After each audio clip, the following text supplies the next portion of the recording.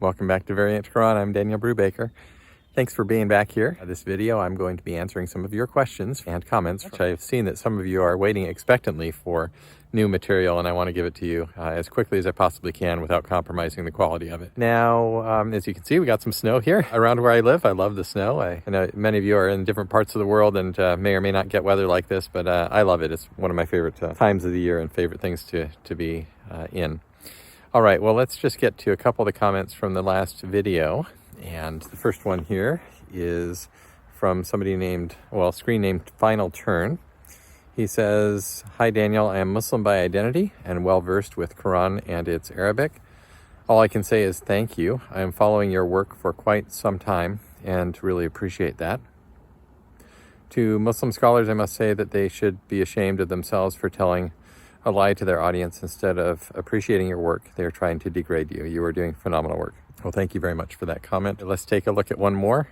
He or she says, "Regarding Arabic, the work you're doing with such ancient Arabic texts is quite impressive. Those manuscripts are almost impossible to read for a native speaker, and I am one. It's not about Arabic, it's more about expertise in deciphering archaic Arabic rasms. Besides that, I never noticed any mistakes in your Arabic, even in your pronunciation." So, well, thank you very much for that comment. I don't want to say that I'm amazing in Arabic, but I do appreciate the input of native speakers on it from time to time, and I've been complimented at various times in travels on my Arabic and pronunciation, although it's far from perfect and far from complete, but it is very good to have encouraging words like that. And it's also very true that a major part of what I've had to do is to focus my attention on learning to read the old manuscripts, and that's, as I mentioned before, it's a technical task. It's not something that just any even native Arabic speaker can pick up and do. It's not an impossible task. Obviously, I've been able to do it, but it just takes a little bit of specific and focused study in an area that is not necessarily widely applicable. So thank you for recognizing that. Here's another one from Jacob Thomason, who says, "I'm a native Arabic speaker. Your work is amazing. Even your pronunciation is also really good. Keep it up." And I'm fascinated by the name Jacob Thomason, who is a native speaker. I don't know if that's a screen name or your actual name, but thank you for that comment.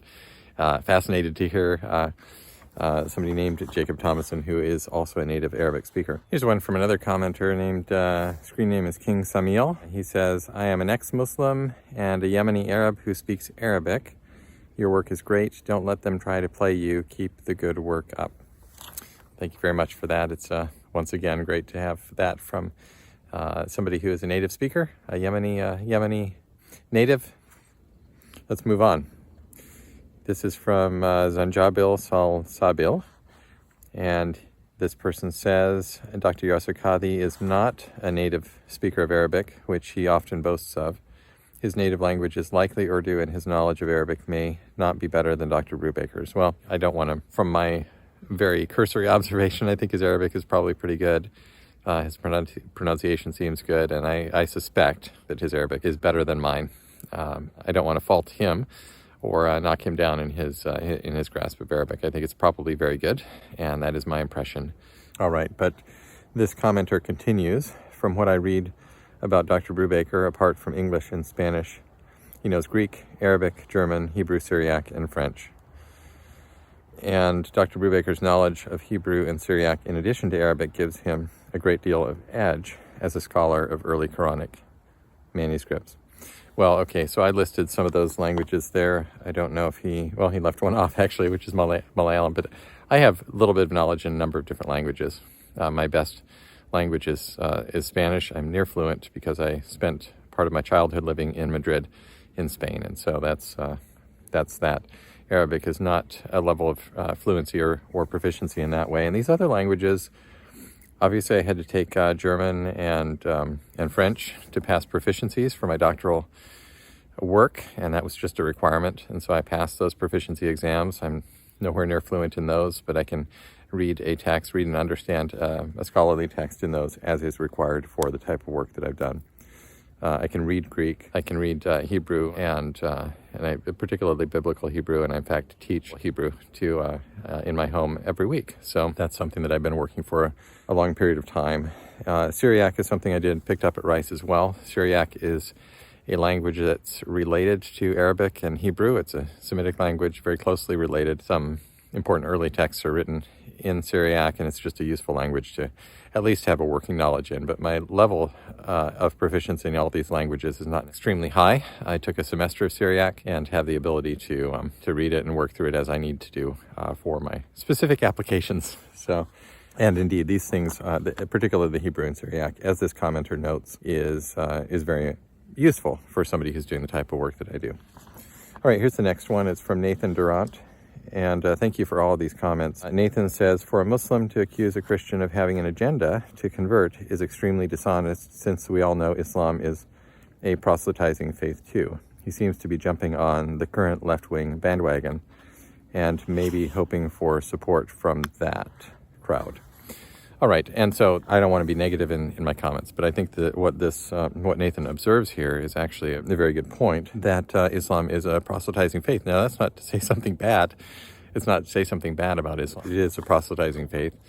That is a fact, and that is just something that, you know, if Yasser Qadhi or others are Muslims, then they would be doing that as well. So it does seem a little bit strange to be accusing somebody else of doing that.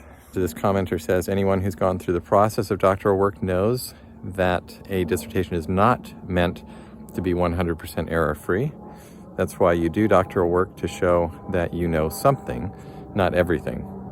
If that's the standard that YQ is using, he should also know that it can be applied to his dissertation as well. And I think that's true. I mean, again, that's not faulting anyone. It's just a fact of life in the world of doctoral dissertations. So that was one of the points that I made in my last video.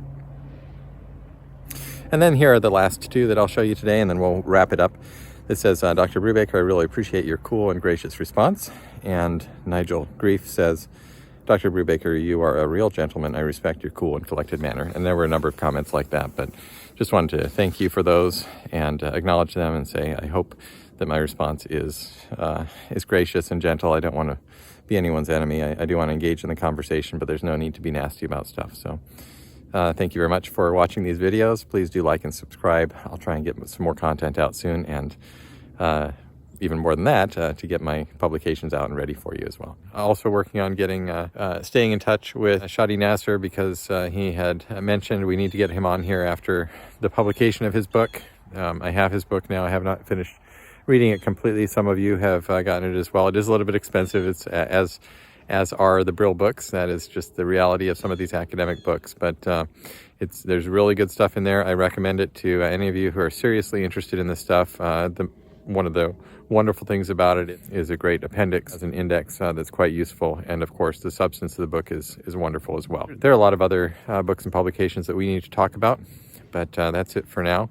Thank you so much for paying attention, for tuning in and watching, for liking and subscribing, letting other people know about this channel. More stuff is coming. I actually have several more videos recorded, but the editing takes time, and I want to make sure that everything is good quality before I put it out there for you. So thank you. I know there are a lot of people interested in seeing more material. I want to get it out to you. Meanwhile, I'm so grateful for all of you, and thank you so much for your attention and interest, and we'll talk to you again soon. Bye.